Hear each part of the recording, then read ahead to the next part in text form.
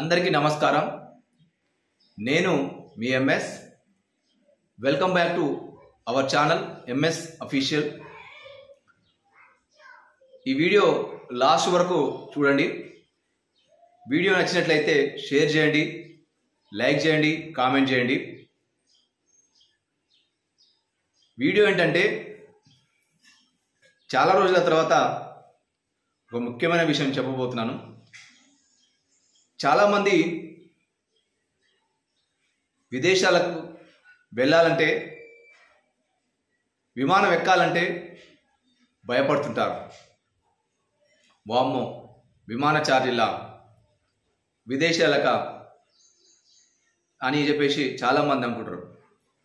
Visa ఉండాలి, తర్వాత ఆ దేశం వాళ్ళు అడిగేటటువంటి పత్రాలన్నీ చూపించాలి, ఇవన్నీ చాలా అని చెప్పి చాలామంది భయపడుతుంటారు.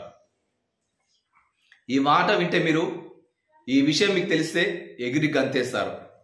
అంతేకాకుండా కొంతమంది అయితే ఇప్పుడే వెళ్ళేసి వస్తారు. అదేంటి అనుకుంటున్నారా?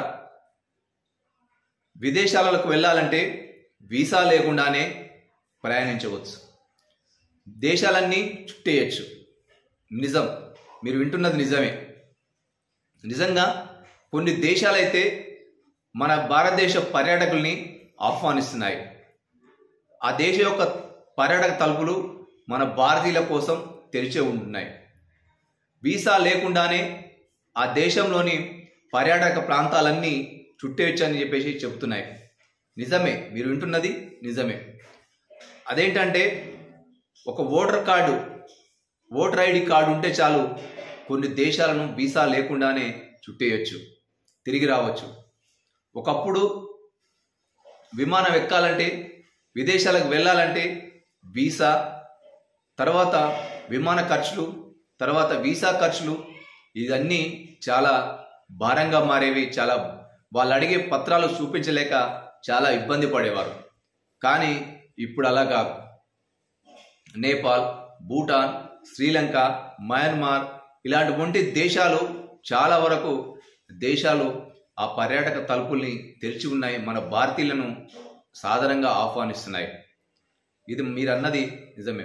మన భారతదేశ పాస్పోర్ట్తో విదేశాలకు చుట్టేయచ్చు. ఇక కొన్ని దేశాలైతే ఆ దేశ విమానాశ్రయంలో దిగిన తర్వాత వీసా తీసుకోవచ్చని కొన్ని దేశాలు చెప్తున్నాయి. కొన్ని దేశాలు ఓటర్ ఐడి కార్డుతో మా దేశంలో మీరు పర్యాటక ప్రాంతాలని చూడొచ్చని కొన్ని దేశాలు ప్రకటిస్తున్నాయి. అంతేకాకుండా కొన్ని దేశాలైతే ఇక వీసా ఛార్జీలను, వీసా ఖర్చులను ఎత్తివేసి మరి భారత యొక్క పర్యాటకులకి తలుపులు తెరిచి ఉంచుతున్నాయి. ఇదంతా మన యొక్క శుభ పరిణామం. నిజంగా మీరు వింటున్నది నిజమే, 100కి 100 నిజమే. భారత్ వాళ్ళు చాలామంది భారతీయులు విదేశాలలో పర్యటించడానికి, విదేశాల యొక్క పర్యాటక ప్రాంతాలని చూడడానికి చాలా చక్కటి అవకాశం అని చెప్పేసి మనం చెప్పుకోవచ్చు. ఇక శ్రీలంక రామాయణ యాత్ర, అంతేకాకుండా ప్రపంచంలోని కాంబోడియాలోని అతిపెద్ద దేవాలయం అంగర్కోట్ దేవాలయం, ఇవన్నీ చాలా మంది వరకు ప్రపంచంలో అనేకమైనటువంటి సుప్రసిద్ధ వారసత్వ కేంద్రాలు, పర్యాటక కేంద్రాలు ఉన్నాయి. వీటన్నిటి చూడాలంటే శ్రీలంక, మయన్మార్, భూటాన్, ఈ విధంగా అనేకమైనటువంటి దేశాలు వీసా లేకుండానే మా దేశంలో పర్యటించవచ్చు, మా దేశ పర్యాటక ప్రాంతాలు చూడవచ్చు అని చెప్పేసి భారతీయులకు పర్యాటక తలుపులు తెరిచే వస్తున్నాయి. నిజంగా మీరు విన్నది 100కి 100 నిజం. మీరు తప్పకుండా ఒకప్పుడు వీసా తీసుకోవాలంటే, ఆ దేశం యొక్క అడిగేటటువంటి పత్రాలు చూపించాలంటే వీటన్నిటికీ చాలామంది భయపడేవాళ్ళు.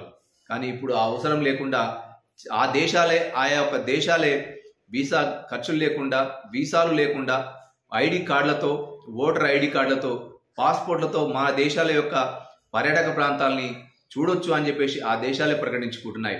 భారత్కు ఎప్పుడు తలుపులు తెరిచే ఉంటున్నాయి.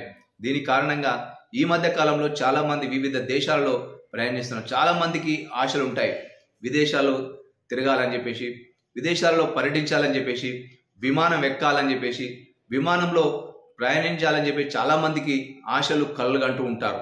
ఆ కళలకు సహకారం చేసుకునే దిశగా, సహకారం అయ్యే దిశగా ఆయా దేశాలు మన సామాన్యులకు, మధ్యతరగతి వాళ్లకు చక్కటి అవకాశాలు అందిస్తున్నాయని చెప్పేసి మనం చెప్పవచ్చు. మన భారతీయులకు ప్రతి ఒక్క దేశము సాధారణంగా ఆహ్వానిస్తుంది. ఎప్పుడు వారి యొక్క దేశం యొక్క తలుపులు, పర్యాటక తలుపులు తెరిచే ఉంటున్నాయి. మన భారతీయుల కోసం సాధారణంగా వాళ్ళు ఆహ్వానిస్తున్నారు. చాలా మందికి ఉంటుంది, కళ ఉంటుంది. ఆ కళను సహకారం దిశగా ఖచ్చితంగా మనం అడుగులు వేయాల్సిన అవసరం ఉంది. ప్రతి ఒక్కరికి విమానం ఎక్కాలని ఉంటుంది, విమానంలో ప్రయాణించాలని ఉంటుంది. అంతేకాకుండా వివిధ దేశాలు, ప్రపంచమంతా చుట్టేయాలనిపిస్తుంది. కానీ ఒకప్పుడు ప్రపంచమంతా చుట్టేయాలంటే చాలా ఖర్చుతో కూడుకున్న పని. చాలా మందికి చాలా ఆశలు ఉంటాయి. వివిధ దేశాల్లో ఉన్నటువంటి పర్యాటక ప్రాంతాలని, వివిధ దేశాల్లో ఉన్నటువంటి వాటిని చూడాలని చెప్పేసి ఆశ ఉంటుంది. దానికి అనుగుణంగా ఈ యొక్క అవకాశాన్ని మనం సద్వినియోగం చేసుకోవాలని చెప్పేసి కోరుకుంటున్నాం.